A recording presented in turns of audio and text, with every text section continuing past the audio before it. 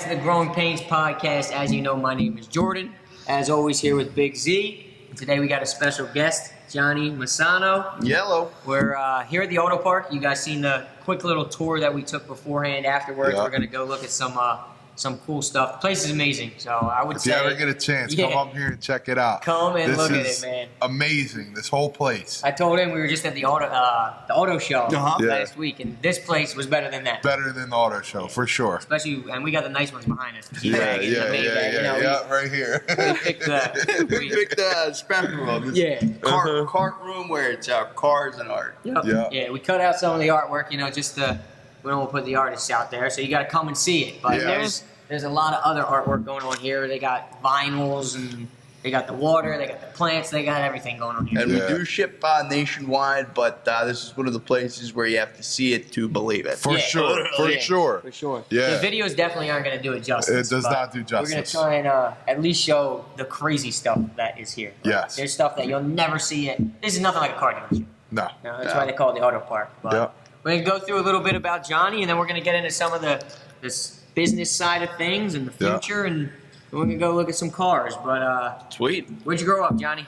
I grew up in Wyomissing, Pennsylvania, which is about 5 minutes away from Reading, PA, which we're at right now. Right. Taylor Swift land, right? Taylor Swift land and Jordan Woods land. It's like we're neighbors. His high school was just a little better than mine in sports, but you guys won a state championship or something when you were We there? did state championship in football, and then kind of clean up and everything else. Yeah. Okay. Yeah, they're always the big dogs around here. I gotcha. So in high school, obviously you played sports. I did. What sports did you play? I played soccer kind of whole life growing up. Basketball, like here and there, like rec leagues. Yeah. Then I did lacrosse junior, which I loved, and then I did kick for the football team. Okay. And that was fun, but it was a lot of pressure. Yeah. I Just can only because you got- imagine. Yeah. Can only imagine. We were talking about the kickers missing the field goal in the NFL and stuff like that. Who did you say? The guy from Buffalo. Yeah, Bass. Yeah, Yes. that Bass. is like 3 seconds to make it or break it. Yes. Yep. And then this weekend, Go Lions, Alex Anzalone, linebacker from the area, grade above me. Okay. Kind of Thor, as he's known as. Yeah. He totally looks he got like the long it. hair. You can't miss him. Captain, I believe, of the team. Yep. Okay. So hopefully, They need to score a San touchdown. I'm Francisco's betting, ass. on that. I'm betting on the defense to score a touchdown. So Yeah. hopefully it's him that scoops it up, and then we can clip this, and then we get him on the podcast. Yeah. It's like we got the foot in. But in high school, so you played sports. What type of student were you? I was Did everything? Mathlete? I got academic, kind of friends with everyone. Okay. Definitely, when I was in class, had short attention span. Was, Me too. Mischievous. We all do. Getting in trouble. He was kind of like, class clown. Yeah. But Wanna have fun. Yeah. I had fun. Teachers liked me, but they always knew that I was like up to something, and they just couldn't really. Right. Yeah. Figure out Put what that finger you're on doing. it. Yeah. Yeah. But So you were good at academics. Mm-hmm. You went to college, I assume then. I did. I went to the University of Pittsburgh, which is about 4 hours away. And right now, Berks County, it's about, what you say, like an hour outside of Philadelphia. Yeah, it took us about we came from South Jersey. It took us like an hour, I think, right? Yeah. But Yeah, once we hit about Philly, an hour. it took us like 20 minutes in Jersey and then about an hour from Philly. Yes. Yep. So that's like Pittsburgh, what, 5 hours, I guess, from Philly? Like, Yeah, that about makes 5 sense. hours, four, That's far 3.5 enough for hours. college, though. Yeah. Not close enough. Like, You I always can't say drive it's, back and forth every day. I always say it's hard when you're going to college, close to home, because you stick around all your friends that are either not going to college and hanging out and partying all the time, or just, I don't know, I feel like you're kind of stuck in that environment. Whereas when you go away to college, you're living the college. You got to find your new environment. Yeah, once you and get that's to like college. you're all in it. You're all in when you're there. Yeah. So what did you do like at college? Same thing as high school? Like, Was good academically. Definitely could have done better. Yeah. I'm not gonna Everybody lie. can, right? What did you major in? I majored in business major. degree in marketing, Okay. minor in accounting, and then like a few certificates, like which are like mini minors. Yeah. Gotcha. Okay. and some other stuff. Gotcha. So it was good. Definitely learned a lot. Looking back at it, Would you go to college? Looking back on it from what you know right now, would you go to college if you were that young still? I Think it was beneficial? I guess. Like, was it beneficial to It you? was beneficial. One, you're on your own, you grow up, but you Yeah. can do that in any place you Anywhere, go. yeah. Academics definitely learned a lot, but at the same time, at least what I'm doing, there's probably like a year where it's of school, or you at least could have condensed it into a year where it would have been like super applicable. Gotcha. Yeah. I mean, like I had fun. Yeah. Don't get me wrong. And the reason I say no is because I look back at those relationships It's a that good I made experience Right, too. yeah, Like you said, with you had those fun. lifelong friends that I have. I was in a fraternity, so it was a lot. in terms Fraternities of don't party partying. too much, I don't think. I don't think Yeah. fraternities party. Big party. What's that one movie, The Neighbors? Yeah. Yeah. That was, but no, I mean, you got to have kind of that balance too. Of like, you know, you were having fun, but obviously you got your degree, you got the certificates, Yeah. like, and that goes towards, you know, your work ethic. Which Yeah. is something we talk about a lot. Yes. Like kids in our Yes, it generation is. not having work ethic. Yeah. But you had fun and you still got the job done. Whereas I don't know what leads kids nowadays to like not wanting to work or not having a strong work ethic. Do you think you always had that? Like that was instilled in you, or? I do definitely. For my dad and grandfather, Right. I've been kind of coming around here ever since I was a kid. I remember when I was like 6, it wasn't. It was like I always wanted to drive the golf cart. That was a cool thing. So I would come when I was 6 or 7 and I'd drive the golf cart, and I would see my father, and then at that point, grandfather, just run the place, and always remember them working Saturdays, Sundays, doing like emails and tidying up work and stuff like that. So Saturday day, we just seen his dad here. So, so it's I definitely think it's something like instilled in people too. Like you've seen it, you know, you've seen the hard work happening. So it was easy for, I don't want to say easy, but it was easy for you to pick up on it. Like, all right, well, they're doing good for themselves. They're working hard. This is what you have to 7 do days to, a week, you know, make it something kind of of shows yourself. you that you got to work 7 days a week. We You talk a lot about how you've been working more now than pretty much ever before. 100%. Yeah. And that was actually, not going to say, one of my goals for this year was to ease off the pedal, but just I'm a big believer in like mental health being a huge important factor, because if your head's not right, no matter what you do, you can't perform. Absolutely, Whether that be in the car business, athlete, even your podcast. Yeah, you're right. You got to be mentally focused there, and mentally there. I'm sure just trying to figure out like other things to do, but I'm here in the building 6 days a week, and then doing like stuff here and there on Sunday. Balancing act for sure. Balancing act, juggling act. Like, you know, you gotta obviously, like, you want to have a big life for yourself, so you gotta put in the time, and you know that. But for sure, you still gotta enjoy your life. You know, I seen a quote. It was, "Don't live to work, work to live," which is like, you know. You can't just live to work every day. Yeah. You got to work so that you can live your life. Yeah. And I think that goes Right. towards, like, you know, your mental health and things like that. So that's definitely, I love that. I love that. Work-life balance, big, and then also doing something that you're passionate about. For sure. For sure. Or working towards something that you could be passionate Like the about. goal, having like the light at the You end of the gotta have tunnel. a Have you goal, seen something that you can keep? Seeing something. And my thing is too, like, I heard another quote. Just because you see the light at the tunnel doesn't mean that you're out of the tunnel. Right. Which is like a lot of people see the light at the end of the tunnel and they think life's good enough. Let me slow but down. You're still in the tunnel. You know what I mean? You gotta make your way out of there. You gotta get out for So sure. we have all these crazy cars here. We got Yes, the we G-Wagon, do. Zach's favorite. We have the Maybach. 4x4 G-Wagon. It's a good one.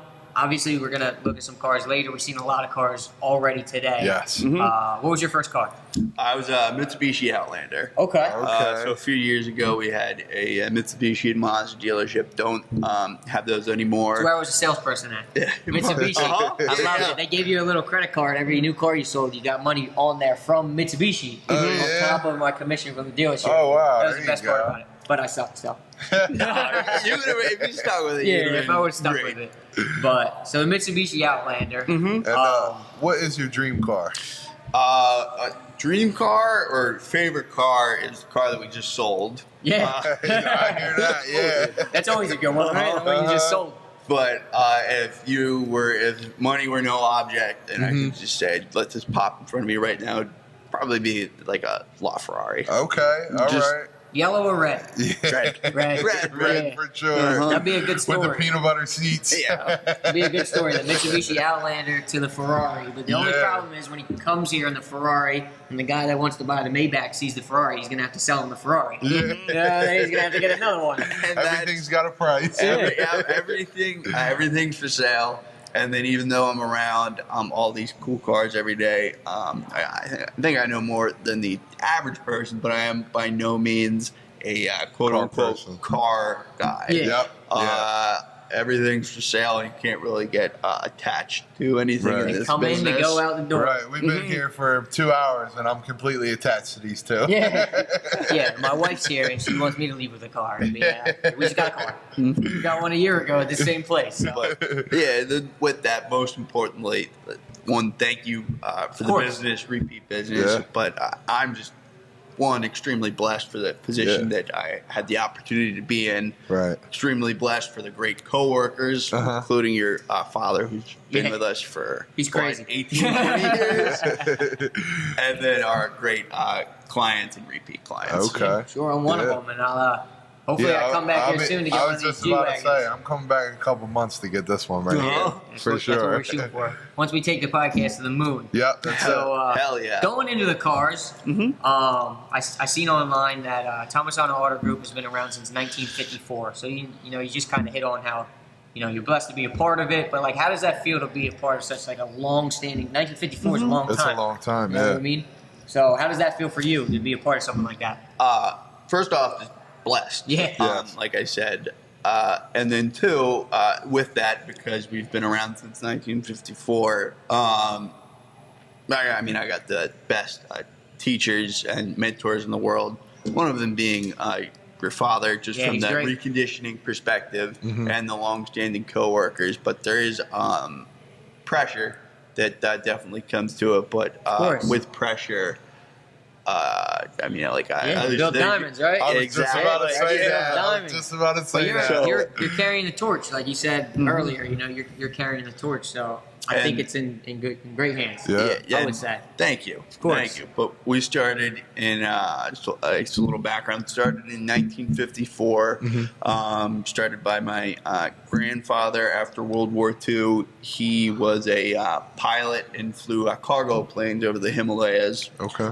Came back after the war, bought one car, turned that two to 4, 4 to 8, and then 16, 32. Kept on growing.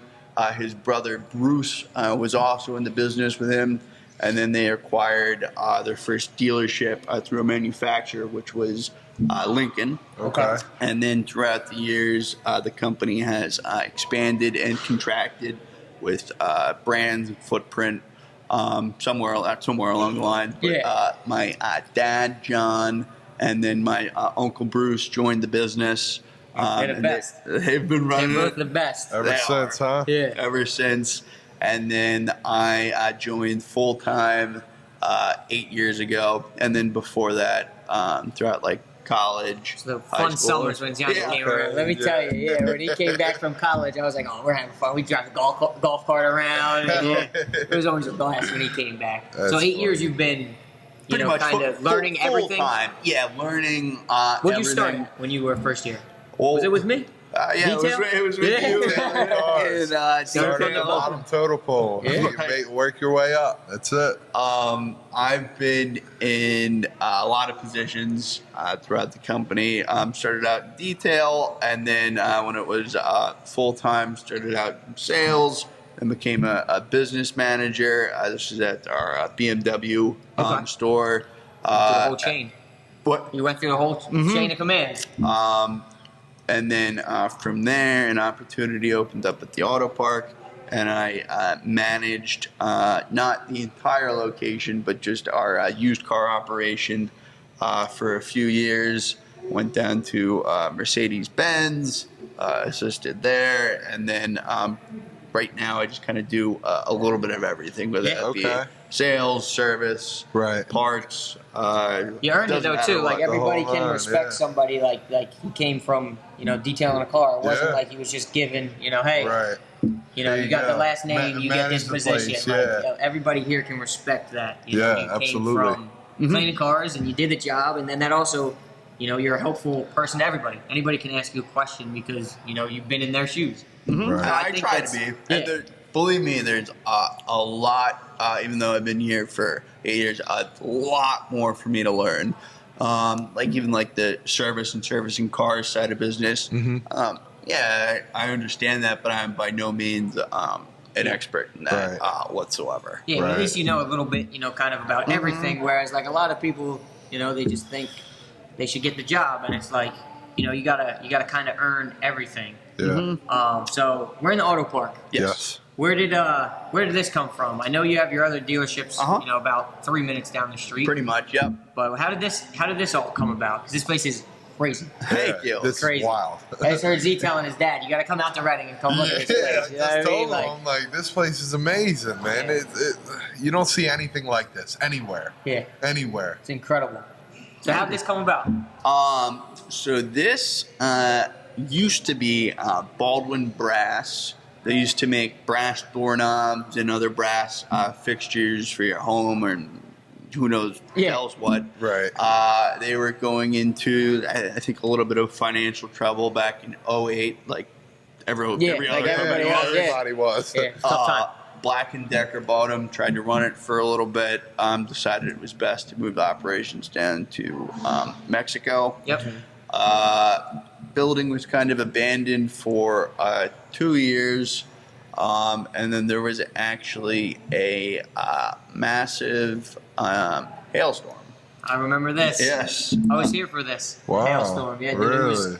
I think my dad's truck got destroyed. That's how I ended up buying my Mercedes. It was a hail car. Oh, wow. Yeah, I remember that. The hailstorm. So how did the hailstorm come apart with the auto park? So I never heard this part of the story. I like this. Yeah. So there was a massive hailstorm that it was literally golf ball, baseball sized hail. Yep. Came through and totaled every single car on our lot.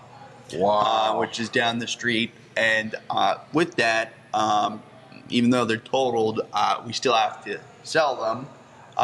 And then we also get new cars from the factory to replace what was totaled. So we were looking for space and came about this. Father called in, said, can we rent this? Sure.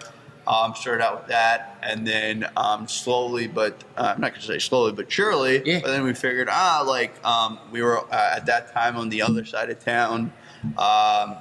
They were on my side of town. Yeah. They were right by me. Yeah. With Mitsubishi, Mazda, and then we had a used car supercenter, so we were looking to consolidate and kind of make something new and different. Right. Definitely a vision for sure. Yeah, and I can say, from when I was here, the building was nothing like that. It was an old factory. It was an old factory building that wasn't operated in however many years. You can only imagine what it looked like. But that's insane. And you consolidated, I guess, everything over onto this side of town, and then you just started putting the vision together. Vision and building it out. Every room in this place, we purchased the building, and then every room in this place, it produces revenue. Yep. No matter where you are, it is revenue producing. And when you think about it, it is like a factory. Yeah. As you saw on the tour. Though, at least in the car business, specifically with used cars, the whole name of the game is how quickly can you sell this before it depreciates and gets out of market. Yeah. Right. And with that, we're buying cars online from all over. We could buy something from down south, Jersey, the Midwest, ship it in, goes through our 38-point inspection process where we fix anything and everything we find. And then within that, it's detail, photo, obviously service. Yep. Get it back off the lot. Right off the lot, photo booth, and then sell it. Yeah. Gotcha. That's crazy. It's a crazy process, but obviously you guys you have so many cars just in this building. Yeah. Like the inventory is crazy. Just in crazy. This warehouse. It's crazy. And each room, like there's not even just outside of the cars, like look, the water that we're drinking, like this is from here. Yeah, like, it's kind of crazy. Yeah. In the video, like I did take a video of, the building's heated by waste oil. Yeah. We have all the greenery Fully that you guys self-sufficient are here. growing. It's Like that's all. I don't know. It's all like ahead of the time. Like people are gonna see this place and want to build another one. Yeah. And it's all Or from the something vision similar, of Maybe the family. Maybe one day, and we'd love that. Yeah. Yeah. But family, and then also my coworkers and the people who have been here for 30 years up until 2 months. If someone suggests something, we may not necessarily Jump do on it, but yeah, but we're going to consider it. Right, taking into consideration. And like all this wasn't done by just my dad or me. There's a ton of outside influence from everyone who works here, specifically in this room, and then a lot of the gardening and everything that goes on. There's a gentleman by the name of Bruce Dingledine, and his crew was actually the did a great Amish and Mennonite. Yeah, I've seen them in here when I was here. Yeah. They just kind of they're in charge of that, and they build it out. It's just like a different environment though too, because I mean you're obviously it's a car dealership. Yes. They're selling cars. A lot of car people have obviously a bad reputation of being like sleazy salesmen. But you can't come in here and get that feeling. No, whatsoever. not even a little bit. You know what I mean? Not even a little and look, bit. I mean it's ingenious. It's raining outside. People aren't going to a car dealership. People come to an auto park. Yeah. You know what I mean? And, they and will. look, I would come here and if I lived down the street, I'd come here and get coffee. Sarah just got a Starbucks from the coffee machine downstairs. So it's like there's just so much into this. And I remember I was here probably 7-8 years ago. I was still working here, and it was just like we were clearing out the rooms, and it was just like, what's this gonna be? What's this gonna be? And now coming back and seeing it's crazy. Like you said, it obviously can't be just one person's vision. That's all. It can't be. It's a heck of a team that you have. Like, I don't appreciate it. I like you guys because I'm walking through it every day. Yeah, and you gave us the tour, and it was like it was the back. He could have done it with his eyes closed. He could have told us which car was where. Like it was the back of his hand. And then his dad walked in and was like, "Did you give him a tour?" I'm like, "Wait, we're way past the tour. We just bought 7 cars." But so like in the future, if you could add one brand to the company, obviously you'd love to have a Ferrari. Yes. You do Mercedes, BMW, Ford, and Lincoln, correct? And then obviously the used cars. Yep. If you could add a brand, what would you add? Rolls Royce, Ferrari, Land Rover, I don't know.